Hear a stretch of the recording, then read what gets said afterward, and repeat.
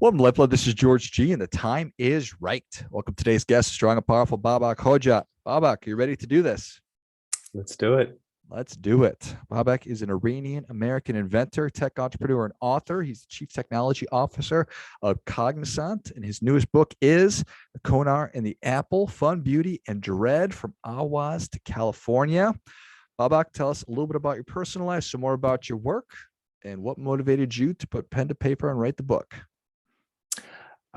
Yes, I was born in London, went to kindergarten in Moscow, Idaho, and grew up in Iran, pre and post revolution and war, and got my PhD in Japan and ended up in California. So been moving around a little bit. And what motivated me to write the stories down? Well, I kept repeating the same stories in parties and gatherings.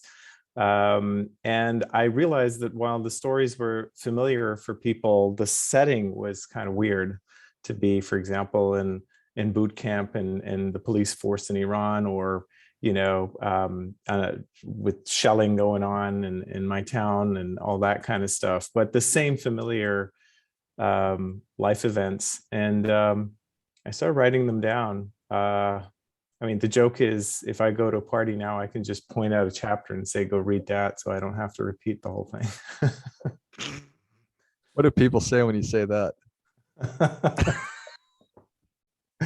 I've yet to try it. The book just came out. I'll Okay. let you know. I'll have to try it. Like, I'm sick of telling the story. Just read the book Just and read come the book. back. Like, how long is the chapter? Okay. All right. Got it. All right. So you are a, well, I don't want to call you a technologist because now you're an author as well. What do you what do you think about your identity as? I am a technologist. I don't think of myself as an author. The book just kind of happened, would not have been published if I had not read a couple of the stories and people said, "Oh, you got to publish this." But no, my whole career has been in AI. I'm an AI entrepreneur and technologist, and ask me about AI, and I'll talk to you for 2 hours. Ask me about writing a book. I really don't know what to say. I'll struggle. So what was the motivator for writing it down or just starting to write? People were asking you constantly. They said you need to write it down, and so you just took the cue. Well, I've always been writing stories. I have many stories that have never been read to anyone. Just write it. It comes to me, and I like the structure and having to tell a story, having a beginning, middle, and ending. And I had a long commute. In the before times, we used to commute to work, and it was on BART, and there was no cell coverage back then on BART, and no decent Wi-Fi. BART is the transportation system here in the Bay Area. So when I got on, I knew I had like 45 minutes to kill, and I would just write stuff down. So I started writing these stories in 2012, 2013, and it was just a thing to do for me. And there were many stories. I collected the ones that I thought had to do with this juxtaposition of this kind of Westernized kid in a weird setting. And so I put those together in the form of a book. So yeah, that was the main motivation, I guess. This Westernized kid in a weird setting. So walk us through the timeline again of the actual ages when you're moving around. Yeah, the story starts with the first real story in the book is before the revolution. The Shah is in his peak of megalomania, visiting our little school in Ahwaz. Ahwaz was this oil-rich town, still is, in the southwest of Iran. And I was going to elementary school there. And being in fifth grade, me and a couple of my friends were tasked with running around the school, taking carpets because they didn't have enough carpets for his Royal Excellency as he's walking around. So right after he walked over some of the carpets, we were to pick these carpets and run around before he gets to the other side of the school and kind of lay them down. We were little kids. I mean, thinking about it, these were heavy, big carpets that we had to roll. And so that was the sort of the germinus for this story, kind of showing a little bit of the setting and the atmosphere before the revolution.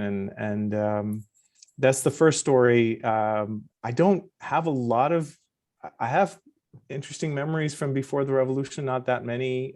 I thought the revolution itself was a story that's been told a lot. So then we skip to after the revolution, there was a brief pause and peacefulness and openness right after the revolution, before the war started with Saddam. And so, you know, I kind of go through all of that, and lo and behold, as I'm experiencing these stories, I'm also growing up. So that's part of it. It's kind of coming of age. And then, of course, I leave the country at the end. I appreciate that. So your experience in these different places, Westernized kids, strange places, are kids wherever they are? Kids are kids wherever they are, and they're fun and it's cool, and the experiences are very, very similar, I think. But there is this duality, at least there was for me, of having grown up in a Westernized society in the first few years of my life. And my friends were all mostly also Westernized as well. So that kind of duality of seeing and then the society itself went through this transition as well. Before the revolution, people didn't wear the hijab, you know, there was a lot of civil liberties, and it was a very Westernized society, and it just went black and white. I talk about how, for example, my grandma was an atheist. Like, that's the kind of family I grew up in, and she grew up and lived in Iran all her life. So that transition from the constitutional revolution 150 years ago had taken place, and then suddenly we retracted back after the revolution. My mom was forced to wear the hijab, and she didn't like it. She was stubborn. I have a story where you know, she was told, you know, we were fleeing the war, and she was told she has to wear the hijab, otherwise we wouldn't get the hotel. And you know, we see glimpses of that as well. Futile resistance against this wave that's coming. I mean, fascinating experience from your perspective, but then obviously her experience. I mean, I literally just can't even you imagine. know, actually, it's an interesting aspect of growing up when you say, you know, is it common? One of the things that you experience as you grow up is that your parents are not the superheroes you thought they were. And you experience that sooner or later. You kind of go, oh, you know what, you're not as cool or right all the time as I thought you were. And you know, there is that too in the story, but you experience it with a higher power, which is this new government, this revolutionary government coming in and telling your parents they have to be in a certain way, or the war coming in and telling your parents and that they have to pick up and leave, and they can't live where they are and do what they do. And so you experience that not just from a perspective of a rebellious teenager, you experience that from the perspective of society kind of telling your parents that they can't do certain things, and you looking up and going, oh, if they can't get away with that, who am I to, you know, rebel? So there's a little bit of that too. Yeah, fascinating. Do you have kids? I do. I have two grown kids. They're both in the East Coast. Yeah, they're great, and they're reading the book. I mean, so your perspective growing up and your learning is what do you hope the book does? What do you hope the kids get out of reading the book? You know, I was I was in college. I think I was doing my master's. And one day I thought, I got it. I know everything, all the challenges there are. I'm going to write them all down in chapters so that when I have a kid, I'll just pass this on to them.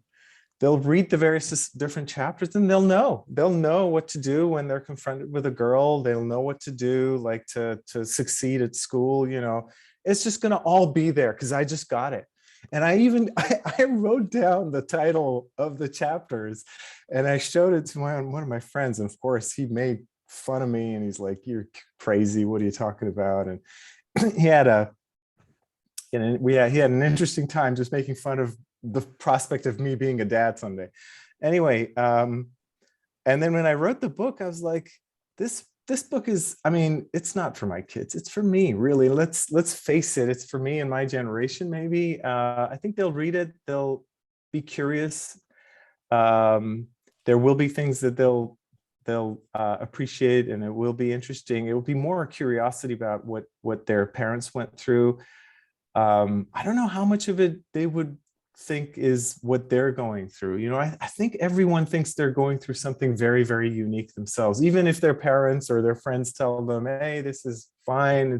You're going to grow out of it. You're going to be," I don't know if you can tell people, to relax. It's going to be okay. Do you think so? I mean, what do you think? Is that like if an older brother or parent told you, "Don't worry about it, it's going to be okay," what would you're like, let me just go through this, don't you Oh, think? for sure.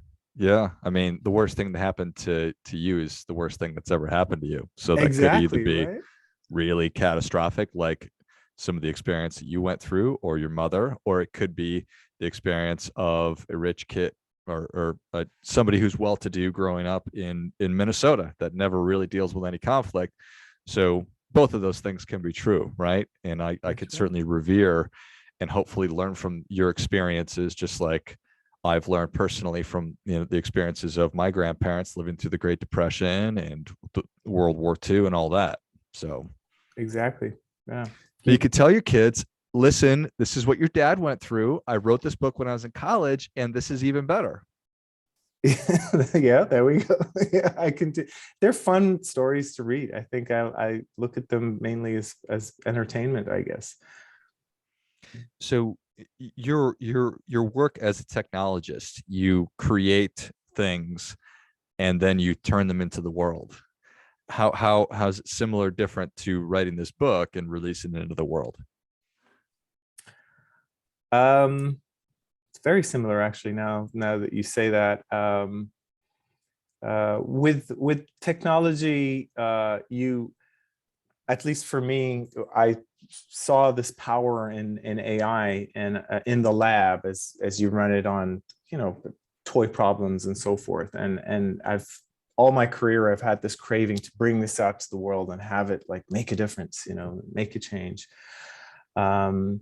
And with the book, it's these stories that I have in me that I keep thinking, these are fun, cool stories. These are interesting. They're funny, mostly. A lot of them are. And interesting, and they have twists and turns that you can't predict, and you want to bring it to the world and just add to the fun of the world, I guess, for people to read them and enjoy them. And then, of course, once you actually put it out there, you're hoping that people do react to it the way you thought they would. And you never know. With technology, it's the same. You put it out there and you learn. There's a lot of what I think is easier with technology is you get to change it even past its release. You get to put in version 1.2, 1.3, version 2.0, and you listen to your clients, your users, and you kind of fix it and improve it. With a book of stories, hopefully you go through a lot of that before it gets published, but once it's out there, you can't really touch it much. It is what it is. So it's rare that people would totally rewrite the book after the fact. So that's a little scary. Yeah, I was gonna say, what is that emotion? Is it just sort of nerve-wracking, terrifying? Yeah, it's funny because we haven't done a lot of marketing around the book just yet. It's only just starting. but friends and family have read it, and some of the folks who are in the book have read it, and they're like, "Oh, you made a mistake here," or "Oh, dude, you totally got it wrong. This guy wasn't saying this; he was saying some other thing." And I'm like, "Oh, oops." Like super helpful. Yeah, you should have read it before I put it out there. Yeah. That's so funny. Fascinating, right? That I imagine that it's such a personal thing. Whereas, do you think that the technology you create is it the same? Does it feel the same? Yeah, it's different in that respect. It's not as personal, but it is something that you've put in a lot of blood, sweat, and tears, and it does become somewhat personal. You do, if when people criticize your technology, it's something that it's hard not to take personal sometimes. So yeah, there is a little bit of that, but you can always distance yourself with technology. It's a bigger play. The timing might not be right. The other folks who work on it could share the blame. There's a little bit of that. But with a book, especially a book of biographical stories, it's yeah, it is rather personal. That's true. Mm-hmm. Well, certainly congratulations on writing it. How long from soup to nuts did it take you? Well, I started writing it in, I think, 2012 for 2013. I was encouraged to actually put it together into a book in 2018, and went through a lot of iterations until we got it out just last month. So yeah, it's been quite a journey. Well, certainly congratulations on all of it. So, Thank you. well, I mentioned as we were talking before we turned on the show that I would ask you for a difference-making tip. So, what have you come up with? Um, well, I guess what I would say is there is bravery in putting yourself out there, and that's you've won half the battle by just doing something and putting it out there. There will always be critics, and that's fine. Don't take it personally. It's hard. But hopefully your admirers are more than your critics, and listen to them too. Well, I think that is great stuff. That definitely gets. Come on. Well, Babak, thank you so much for coming on. Where can people learn more about you, and where can they get a copy of The Konar and the Apple, Fun, Beauty, and Dread from Awhwaz to California? Where can they get a copy of the book? You can buy it on Amazon, online. There's an audiobook, there's an ebook, and there's a printed copy. Actually, I have one right here. So Excellent. that's me. Well, if you enjoyed this as much as I did, show Babak your appreciation and share today's show with a friend who also appreciates good ideas. Pick up a copy of The Konar and the Apple, Fun, Beauty, and Dread from West California, Amazon, wherever you buy your books, and check out the written version, the audio version, and all of it. Thanks again, Babak. Thank you. Thank you, George. It's been a pleasure. And until next time, keep fighting the good fight, as we are all in this together.